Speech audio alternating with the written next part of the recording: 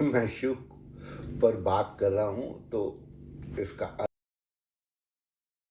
है कि मैं कोई उसकी शास्त्रीय विवेचना कर रहा हूं। इसी बहाने कुछ प्रश्न और उत्तर में ऐसा ही है जैसे कि आप जिसको प्यार करते हैं उसे याद कर रहे हैं और जो कुछ मन में आता है उसके लिए आप कहते हैं। तो कल की बात पे मेरे दिमाग में वो बात चल रही थी कि इसके पहले मैंने शिव को, जैसे आपने बताया, कि गिरिशंत ही कहा। तो गिरिशंत से जो शिव का संबंध बाद में कैलाश से जोड़ा जाता है, तो ये हमें समझना चाहिए। सामान्य बात है कि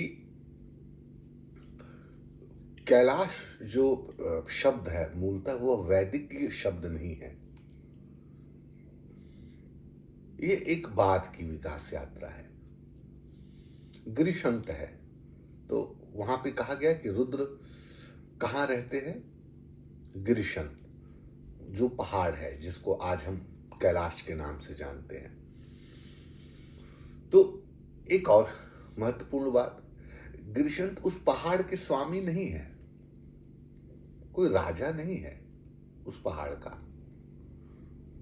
वह एक उस पहाड़ पे रहने वाला योगी है।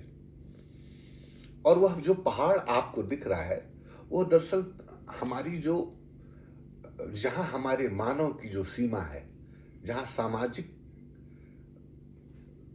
परिस्थितियों की जो सीमा है, जब हम उसके पार जाते हैं तो एक अर्थ में हमने कैलाश को देखा, जो अभेद है, जिस पर कभी किसी की पहुंच उस तरह नहीं स्थापित हो सकी कि उसको रहने का स्थान बनाया जा सके। कौन रहता है? भोलेनाथ रहते हैं, शिव रहते हैं, गिरिशंत रहते हैं, रुद्र रहते हैं।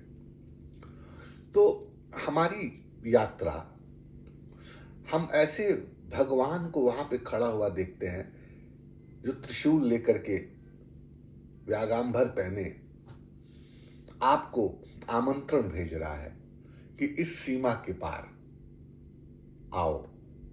असल में तुम भी वही योगी हो। असल में मैं तुम्हें यहां से पुकार रहा हूं कि यह जिस सीमा के अंदर तुम रह रहे हो, उस सीमा के पार की जो स्थिति है वह शिव की स्थिति है, वह कैलाश की स्थिति है। तो भोलेनाथ तो हमारी सभी देवी देवताओं, सामाजिक जो परिस्थितियां हैं, जो हमारे पूजा पद्धति है, जो हमारा ध्यान है, हमारा जो सब कुछ है, एक सीमा के अंदर है। और जब उस सीमा के पार हम देखने की हमारे अंदर चेतना जागृत होती है तो फिर कैलाश का पर्वत पे खड़ा हुआ वही गिरिशंत दिखाई पड़ता है, वही रुद्र दिखाई पड़ता है। बस दिखता है। वहां पहुंच जाने के बाद क्या दिखता है, क्या नहीं दिखता है, मैं तो यही जानता हूं कि